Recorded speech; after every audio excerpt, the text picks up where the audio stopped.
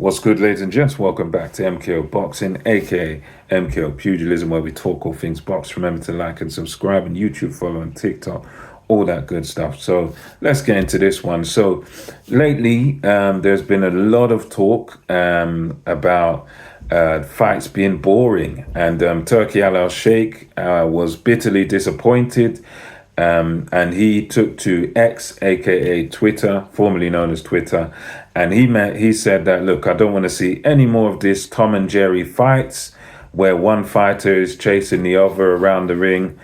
We don't want to see any more of that. We want to see action. And he's come out after in successive tweets to say we want to see blood and guts, and we want to see faces broken and all of this. So he's basically calling for more action-packed fights, and he's even gone as far as to say that in the press conference for Canelo Alvarez versus Terence Bud Crawford, he went ahead and said that, right, we're going to have knockout bonuses, and I believe that's at least in part influenced by Dana White, and Dana White is he's the president of the UFC, and he offers knockout bonuses to his fighters. And I think that, you know, being that he's now going to be involved with boxing, his first promotion is going to be Canelo versus Crawford. So I think his involvement has definitely influenced that. So the Turki Al Sheikh is basically, you know, saying he's going to reward boxers for knockouts. He doesn't want boring fights. He wants action. And there's been a lot of discussion on this. Some guys have said, well, you know, if that's what you want, then if that's what you're saying, then it means you don't really know about boxing. If that's the style of fight that you're calling for and you're insisting on this, then you don't really know about boxing. Some guys are saying, well, this is a bit crude and this is barbaric, etc., etc. And others are saying, well, look, at the end of the day, if Turki Al Sheikh is the paymaster, if he's the money in the room, as Simon Jordan says, if he's the man that's paying for the fights, then he's got rights to sort of pretty much do whatever he pleases. He can say, well, this is what I want, and he should get it. And, you know, me personally, I think it's kind of a mixture of both, because yes, I like to see action, I like to see firefights, but at the same time, I also like to see, you know, the skills and the sweet science of boxing. I like to sometimes see movement. I don't like to see excessive movement to the point where there's literally no action and you're not trying to throw punches at all. All you're trying to do is just sort of run and duck and dive. And, you know, I don't really like to see that stuff. But I'm not opposed to seeing movement and guys, you know, feinting and leaning back and counter punching. I'm a fan of that too. You know, I was a big fan of Floyd Mayweather, and I liked his style of, you know, winning a fight by, you know, sometimes just by sort of one punch at a time, making a guy miss, making him pay, and making sure he doesn't hit you. And I like that. But I was also a big fan of Arturo Gatti, Marco Antonio Barrera, Eric Morales. And yeah, I think I can kind of see where Turki Al Sheikh is coming from. And I think being that he's shelling out millions and millions, and I can understand where he's coming from. And I think it is in part a sort of reaction, or you may even call it an overreaction to what happened when he hosted that fight in Times Square. Because in Times Square now, you had three kind of main event fights.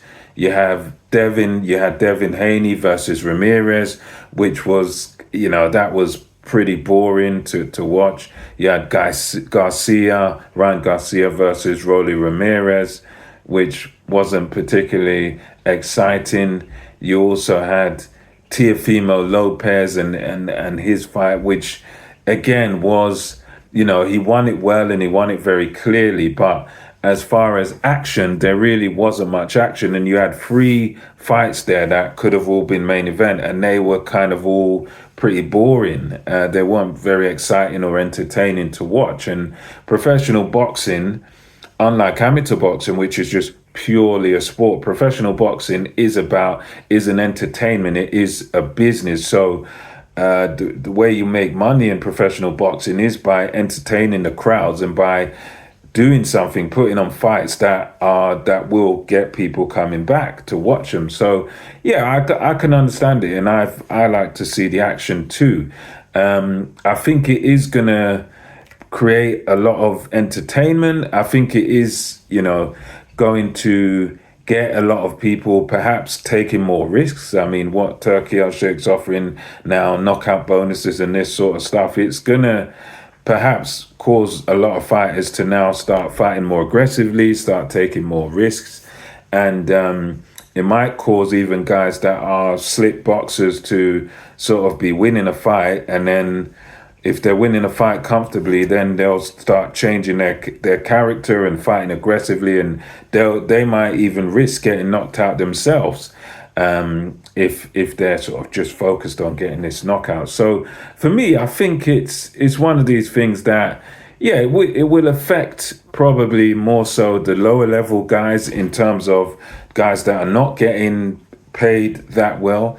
It might affect guys like that, make them sort of want to be more aggressive and look for the knockout when perhaps they don't need to. But yeah, for me, I'd say if you're a boxer at this time, I'd say the best thing to do really for the boxers is to pretty much just stay in character.